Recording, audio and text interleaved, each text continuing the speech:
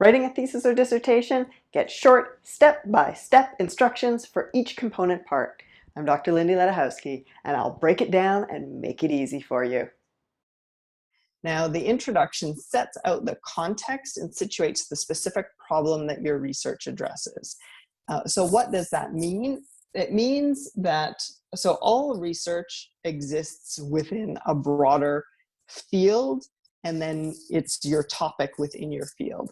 So in terms of writing an introduction, you must assume that your reader isn't your committee or your supervisor, those people who are very intimately aware of and intimately familiar with your research. You must assume that your readership is the broad global community of scholars in your field.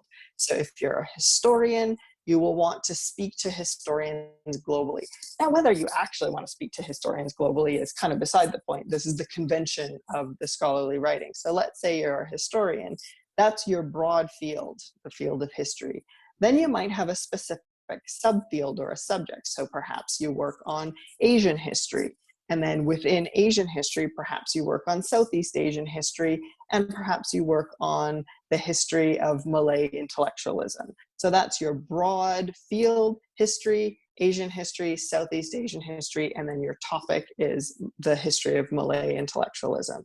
And so in your introduction, you need to just set that out so that you've oriented your reader.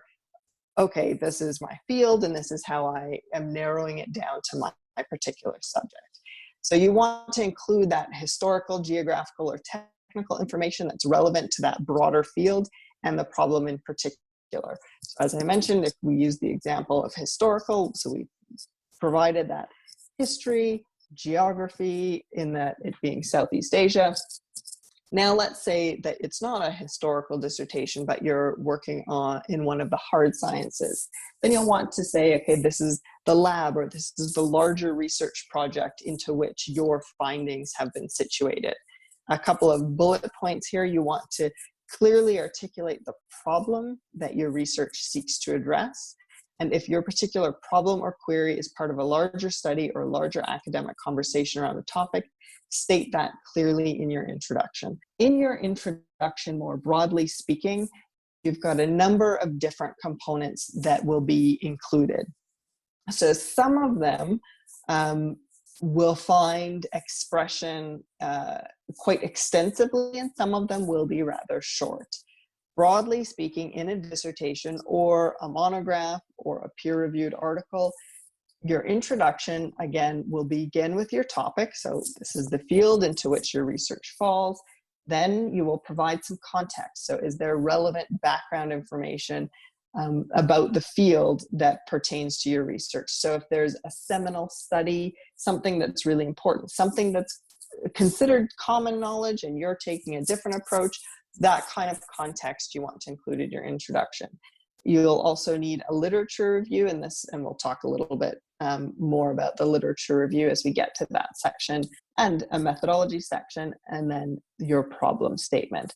Now, I'm not saying that all of this is one paragraph. This may actually not even be one chapter, but all of these components will have to find expression in the introductory section of your research project. So what is your topic? Is there a bit of background to situate?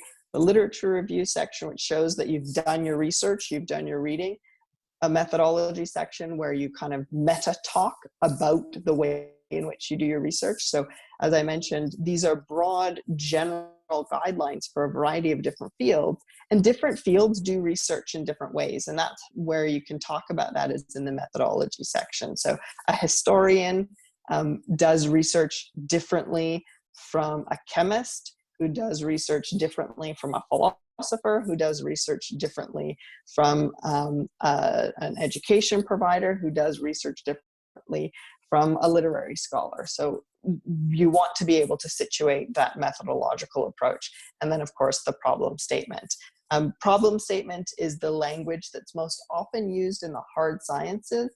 I'm applying it here because I think it's a kind of a good way to articulate that at some point in your introduction, you have to say what it is that your research is going to explore.